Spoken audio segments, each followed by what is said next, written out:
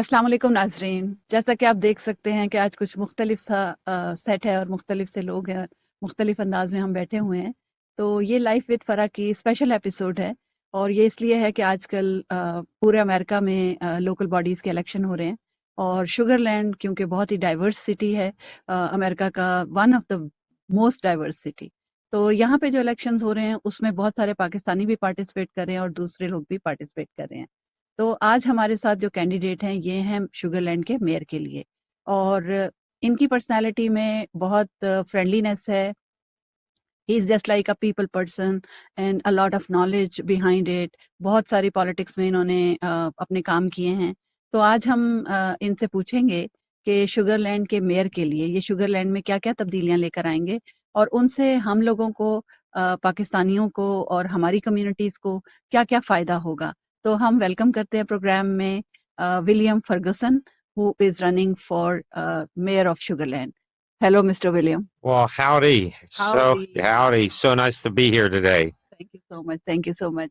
So my first question is, who is William Ferguson? Oh my goodness. William Ferguson is a person that simply loves this community so much that I have been a police officer here. I've been a police officer here for 32 years. I love this community so much. I have been married to an amazing lady for 35 years. I've been with her for 40 years. I am a guy that wants everybody to feel like they're in a family, a community. I don't want anyone to feel left out, and I'm really, really good at it because I'm fair. You said you're really, really good at it, and I was about to ask you, how do you do that? So maybe it's like built in your personality? Yes. So what I've learned over my 56 years is that everyone wants to feel like they have a place at the table.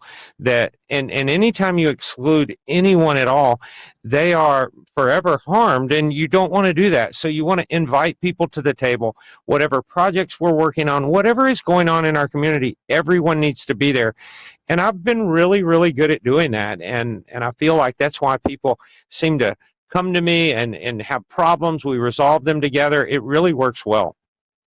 So tell me something about your background so that my audience know who you are, where you come from, what have you been working on, and politically also. Absolutely. So I like to tell a brief story because I think it's impactful, and that is simply this. I am not from a perfect background. For example, I was born in Houston. My mom and dad moved to Canada while I was in Canada.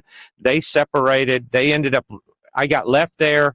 My grandfather brought me back, raised me up. He's a World War II veteran, raised me up to serve my community. And that's all I've ever known. So I became a police officer after high school into college. All of that. I started my own businesses today, this very day. I have a small company that I've been running for years. I absolutely love this community. And it's really who I am. It's just service to the community is all I've ever known and running my own business. And you have been in the city council. How long you have been there? This will be 4 years this year. I see. So how did you plan to run for the city mayor, Sugarland city mayor? Why did you decide to do that? The current mayor is not only a mentor of mine, but he's a friend of mine. His name is Joe Zimmerman. He has led well now for 9 years. And to be candid with you, it's going to be a big void in our city of leadership when Joe Zimmerman's gone. And someone has to step up in that role that is able to make a decision not based on emotions but on facts. What is best for our community, not on emotions. I'm going to say that 1,000 times. Not on emotions but facts, and I'm really good at that. And to lead, you have to be able to get people around you to go with you on a project and an idea. And it's what I do in life. And to be candid with you, when I realized that we were going to have such a void missing, someone had to step up, and I was happy to do it. So tell me, you have been in the politics for so long and you have been here for so long. What is your agenda and where do you see Sugarland in the future? Okay, where I see it, if I may, where I see it today is a city that's certainly positive and exciting and diverse.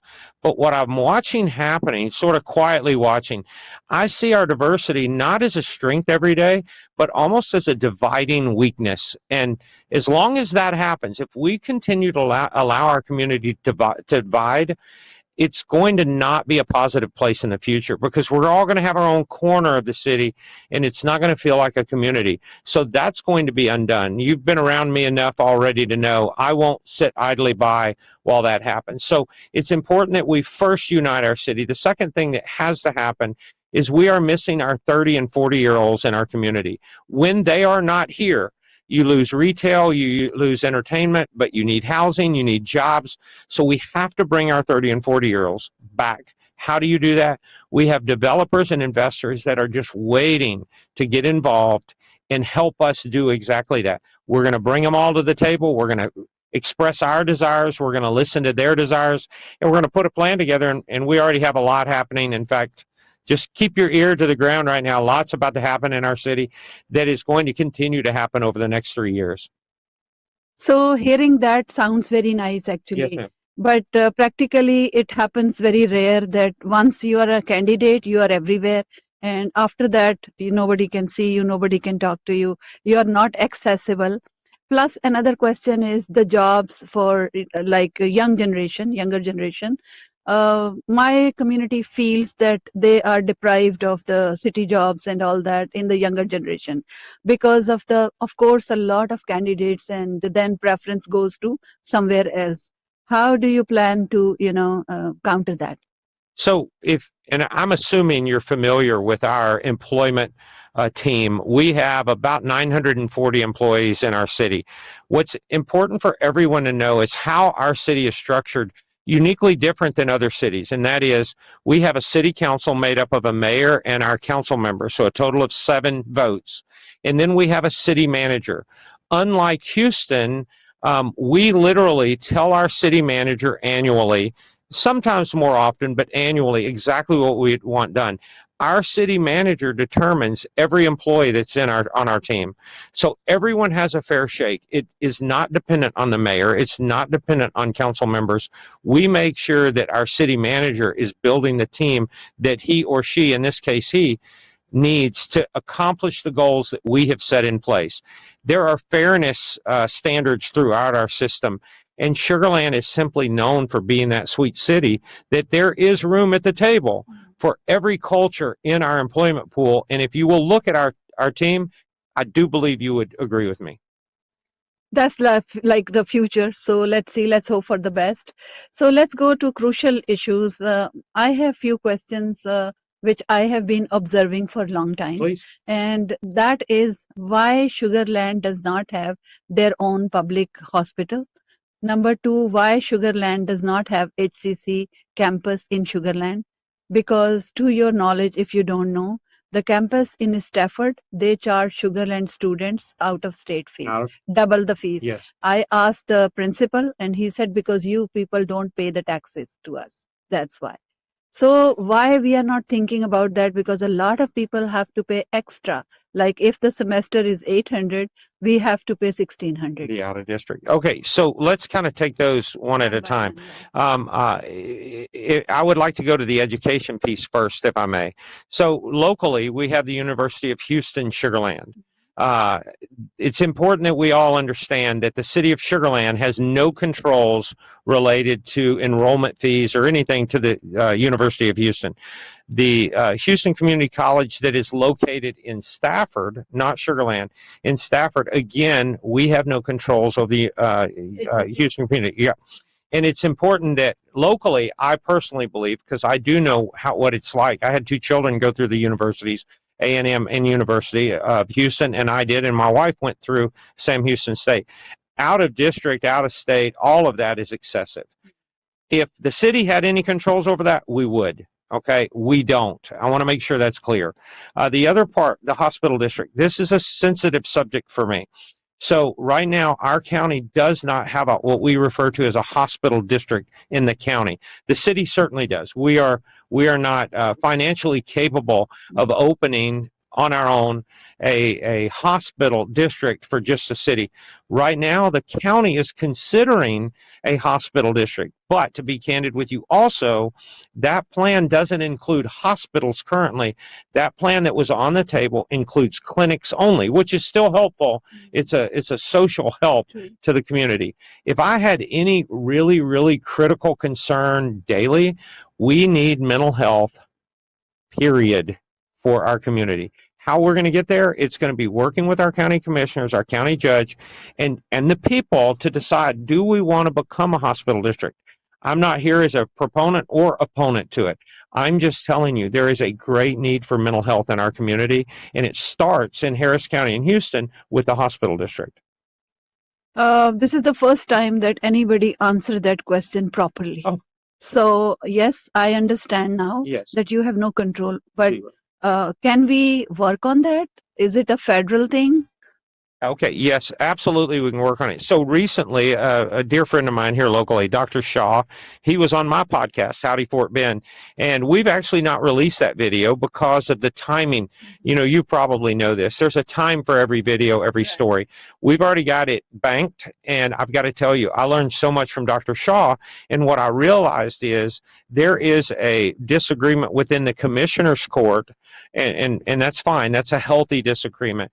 They currently have a disagreement within the commissioner's court to decide, because remember what a hospital district is. It is an additional tax on our ad valorem taxpayers. You brought up Stafford a moment ago. It's important because Stafford is very unique. They have 0% residential property tax. That really puts a strain on the city government to accomplish anything with city dollars, because there are no ad valorem dollars.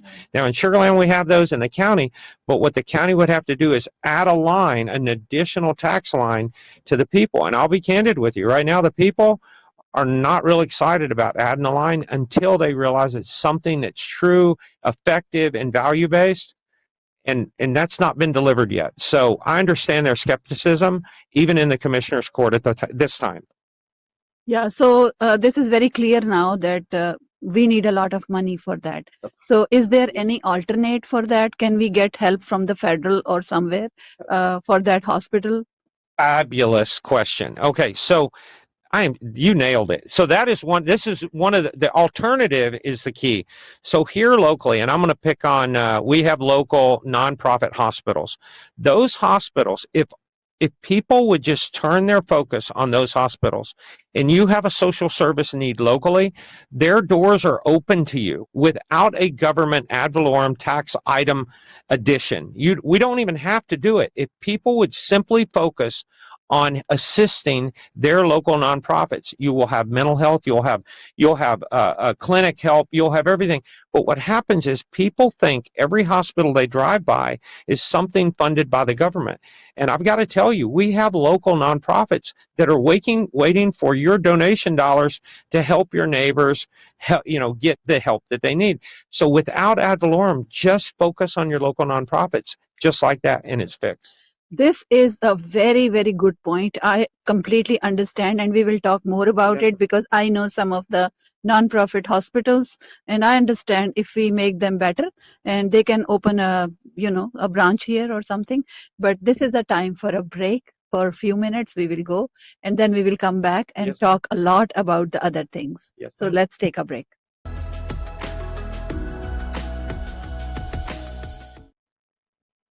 Welcome back नाजरीन, आप programme देख रहे हैं life with फरा special episode, और हमारे साथ मौजूद हैं शुगरलैंड मेयर के कैंडिडेट विलियम फर्गुसन। और अभी तक हमने बहुत ज़बरदस्त किस्म की इनसे मालूमात ली हैं, बातचीत की है कि how much he wants to progress Sugarland. तो let's continue that and go back to mister Ferguson. We were talking about the medical thing and medical issues and medical hospital here. It's you said it's difficult for the for government to provide the funding for that. So how the alternate is the non-profits and small clinics, they can come up with some plans to be bigger and all that. So what are the non-profits you have in mind? I have some hospitals in my mind also, Pakistani hospitals. I don't want to take the name because then it will be the show about them. But what do you have in your mind? So right up the freeway, or right down the freeway, I should say, from us right now is a hospital called Poly Ryan. And they are Oak Bend, and they have been in business for years, and they are right down the freeway, no more than 5 miles away. And if you have a concern, a health concern, you can walk right in their doors and they'll take care of you. Here's what's important to understand. As long as the community will continue to bless them financially and with attention, we've got services local. Now, if we're looking for a county-wide solution, to be candid with you, it's going to come in the form of a hospital district. The way that ever happens is the commissioner's court make a decision. We are going to implement a new tax item, ad valorem tax item, and it depends on what they're trying to accomplish on how much that will cost. And I'll give you a comparative. So right now, Sugar Land is 0.35 per 100 value. The county is 0.43 per 100 value. A hospital district will probably cost, instead of 0.35, probably closer to 0.06. So it's a small number, but it's going to be expensive countywide, and it can be done. But there's skepticism from the community that can the government do it well? That's really where people start to lose their excitement. They're like, yes, we need medical services, but if we're giving the money to the government, are they going to do the right thing with it? That's really what I'm learning talking to my neighbors. It's not that the neighbors don't want to take care of their neighbors. It's that they don't want the government to take the money. Does that make sense? It does make sense, and it gives me a lot of more questions. But we have short time, and I don't want to take this subject all along. Maybe we can talk about it in another program. Yes, but this has a lot of new questions in my mind. Yes, but anyway, let's go to mental health. Yes, mental health is a big, big, big issue right now. And if we only solve mental health issues, a lot of other issues will be solved automatically. Yes. So how do you plan to address that? And then I have traffic and infrastructure also. So if we have enough time, I don't know, but if you can briefly go to mental health. Okay, so I really think I need to qualify the role of local mayoral, local city government. It's very important that everyone understand the community has given us an assignment, and it's simply this: keep our water clean, keep our streets safe, make sure we're not being interfered with too many. So our assignments are really narrow. And so when we start talking about hospital districts and these other matters, mental health matters, those are really going to be solved, to be candid with you, on a county level. That is a social issue. Now, I will say this because it's important we bring it up. 988. Do you know what 988 is? 988 is a national number. If you are struggling right now and you are having depression issues, anxiety issues, if you're struggling with addictions, dial 988 nationally, and they will get you help locally. And I've got to be honest with you, I've been a police officer 32 years, and I did not realize the true value of 988, because when you dial that number, no matter where you're at in the United States of America, they are going to find you help, and that is powerful. That's not a city service, that is a national service. And I've just got to tell you, the city doesn't manage the daily health and mental health of individuals, but the county can offer that through what I refer to as a social service, which would be a hospital district. So this is new information for my audience, I guess, a lot of new information. But my question is why I feel that in my community or these communities, ethnic communities, this information does not come out to local people or average people or common person. So I guess we should come up with a plan to talk to media about that. And maybe we can have, I talked to Dr. Asim Shah about that. Having even Ibn Sina, I didn't want to take their name, but Ibn Sina is a good clinic for that. So they can have a mental health program on TvOneUSA every week, or at least this information should be coming out. Yes, ma'am. But somehow it's not coming. Like the hospital you were talking about, nobody knows about that. May I add one thing? Yeah, sure. So yesterday I interviewed a lady. She's with a program called Hike for Hope. And when we were talking about 988, you know what I realized? That she has had 24 suicides in her family. Think about that for a moment. Wow. Her dad, her brother, 24 members of her family. There is no one that understands the impact of mental health, depression, anxiety, addictions, as well as my friend Gretchen from yesterday. I was dumbfounded after hearing that. That is so sad, and it's happening and keep happening. Yes, ma'am. And we don't know. Sometimes we don't know. We don't even know about that. But people are facing all these challenges and all that. We will talk about it later on if we have another program. Let's go to how you plan to win the election, and then your message. Well, I'm a fun person. So my plan is simply this. I want everyone in our community to understand that we have an election coming up. That's key. And I need them to vote on April 22nd. That is key. But watch this. If they're not registered to vote by April 3rd, it doesn't matter. Like, they have to be registered to vote. So my campaign right now, we are going door to door, door to door. We're everywhere we can be. We've got signs going up everywhere telling people you have to register to vote because there's an election on April 22nd. So normally, how many votes Sugarland Mayor gets, and how many people come out, and what are you expecting? Well, this is good and bad. Our city's made up of about 115,000 people. That's good. The bad thing is about 7 to 10% will actually show up and vote. So if 10% showed up, we would be amazed. Honestly, this election cycle, there might make 10,000 will show up. Sorry, here's what I've learned about our citizens. They're safe, safest city in Texas. Ready? They've got great jobs. They've got great homes. They've got great retail, great energy. They've got everything they want. So you know what? They don't come out and vote. But if you take those things away, they would be lined up to vote because they'd be mad about it. But right now, our citizens are very happy and safe. Yeah, that's so true. I live close by. I'm one of the people. Yes, the True. streets are safe. It's safe. It's Yes. safe. I come in the night many times Yes, ma'am. after events, attending events. But yeah, that's true. But we have bigger problems. We have We do. bigger issues to solve. Yes, ma'am. So let's talk about a little bit of, I don't know how much time we have, but let's talk about a little bit about traffic, because of course Sugarland is being congested again and again. We have more traffic, more cars, and streets are the same, roads are the same. I know Highway 90 is all the time 4 o'clock. That's full of people and cars. So do you plan something? Do you have a plan? Oh, absolutely. So first thing, everybody has to realize the problem. Okay. Once you realize a problem, it's easy to solve. Right. The problem is simply this. There's a lot of people that want to be right here, right now, at the same time. And so when you have that problem, no matter what you do, we could make our freeways 10, 15 lanes wide, I-10, for example, and you're still going to have a problem. Everyone wants to be here. So what you learn to do, and this is a beautiful thing. So our what I call our residential single-family home communities, they're not growing. We're done. Okay, they're within their, they're done.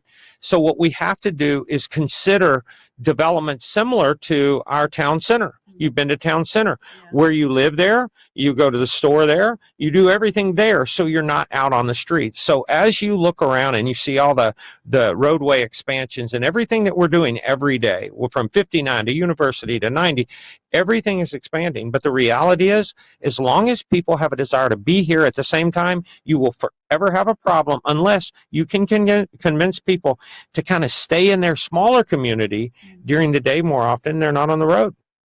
Just like New York, I saw New York, they have, confined that place, 42nd Street and all that.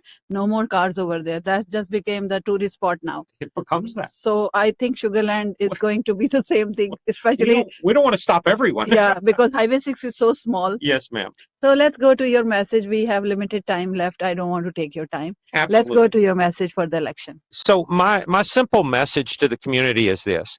If you want to feel united, vote for William Ferguson, April 22nd. I will unite you. I will not allow division within our community. It is unnecessary and it is stifling to our economy. I will unite you. That's the first thing. I want you to feel safe always. It is a priority of our city now, and it will be a priority of our city in the future. I am a police officer of 32 years. I can assure you, your safety is my #1 priority. So as you make your considerations, just remember, how could it be better? Well, I have one answer for that. It can be better together. So on April 22nd, you get out there and vote. But remember, you have to register by April 3rd. And one more thing. Yeah, that's How did each one of you? ये मेरी फरमाइश थी. This is what I wanted you to wear that. So, do you have any website donation or something? I do. So if you want to simply go to Ferguson4U.com, Ferguson, Ferguson, F-O-R-U-Y-O-U, Ferguson4U.com. All of the little links are available there. You can look up information about me. If you want to help, you want to volunteer, come volunteer. We're having a lot of fun. I can see that. Yeah. Thank you so much for your time. Thank you and very your much. studio. नाजरीन, इसके साथ ही आज के programme का वक्त ख़त्म होता है.